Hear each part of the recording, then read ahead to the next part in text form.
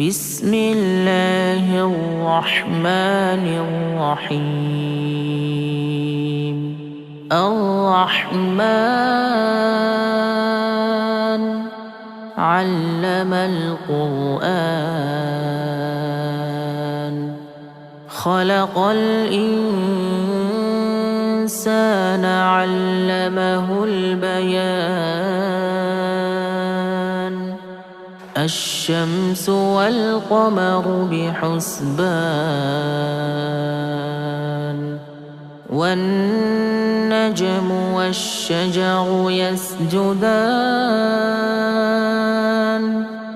والسماء رفعها ووضع الميزان ألا تطغوا في الميزان وأقيموا الوزن بالقسط ولا تخسروا الميزان. والأرض وضعها للأنام، فيها فاكهة والنخل ذات الأكمام، والحب ذو العصف والريحان. فبأي آلاء ربكما تكذبان؟ خلق الإنسان من صلصال كالفخار، وخلق الجان من مارج من نار. فبأي آلاء ربكما تكذبان؟ رب المشرقين ورب المغربين. فبأي آلاء ربكما تكذبان؟ مرج البحرين يلتقيان، بينهما برزخ لا يبغيان. فبأي آلاء ربكما تكذبان؟ يخرج منهما اللؤلؤ والمرجان. فبأي آلاء ربكما تكذبان؟ وله الجوار المنشآت في البحر كالأعلام. فبأي آلاء ربكما تكذبان؟ كل من عليها فان، ويبقى وجه ربك ذو الجلال والإكرام. فبأي آلاء ربكما تكذبان؟ يسأله من في السماوات والأرض، كل يوم هو في شأن.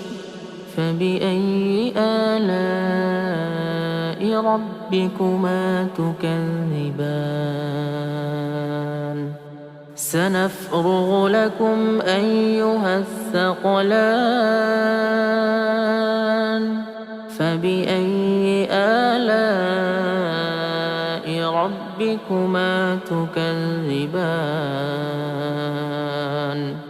يا معشر الجن والإنس إن استطعتم أن تنفذوا خذوا من أقطار السماوات والأرض فانفذوا لا تنفذون إلا بسلطان فبأي آلاء ربكما تكذبان يرسل عليكما شواظ من نار ونحاس فلا تنتصران فبأي آلاء ربكما تكذبان فإذا انشقت السماء فكانت وردة كالدهان فبأي آلاء ربكما تكذبان فيومئذ لا يسأل عن ذنبه إنس ولا جان فبأي آلاء ربكما تكذبان يعرف المجرمون بسيماهم فيؤخذ بالنواصي والأقدام فبأي آلاء ربكما تكذبان هذه جهنم التي يكذب بها المجرمون يطوفون بينها وبين حميم آن فبأي آلاء ربكما تكذبان ولمن خاف مقام ربه جنتان فبأي آلاء ربكما تكذبان ذواتا أفنان فبأي آلاء ربكما تكذبان فيهما عينان تجريان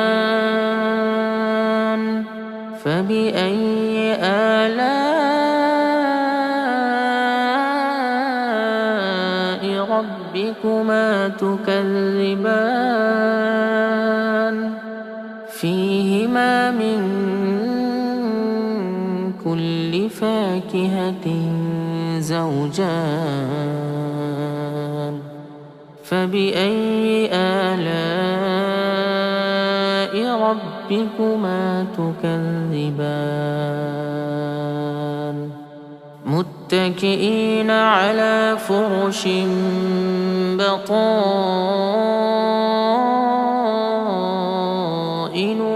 من استبرق وجنى الجنتين دان فبأي آلاء ربكما تكذبان فيهن قاصرات الطرف لم يطمثهن إنس قبلهم ولا جان فبأي آلاء ربكما تكذبان كأنهن الياقوت والمرجان فبأي آلاء ربكما تكذبان هل جزاء الإحسان إلا الإحسان فبأي آلاء ربكما تكذبان ومن دونهما جنتان فبأي آلاء ربكما تكذبان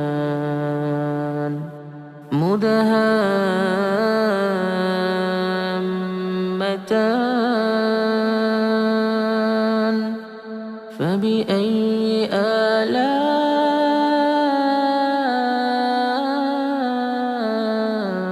ربكما تكذبان فيهما عينان نضاختان فبأي آلاء ربكما تكذبان فيهما فاكهة ونخل ورمان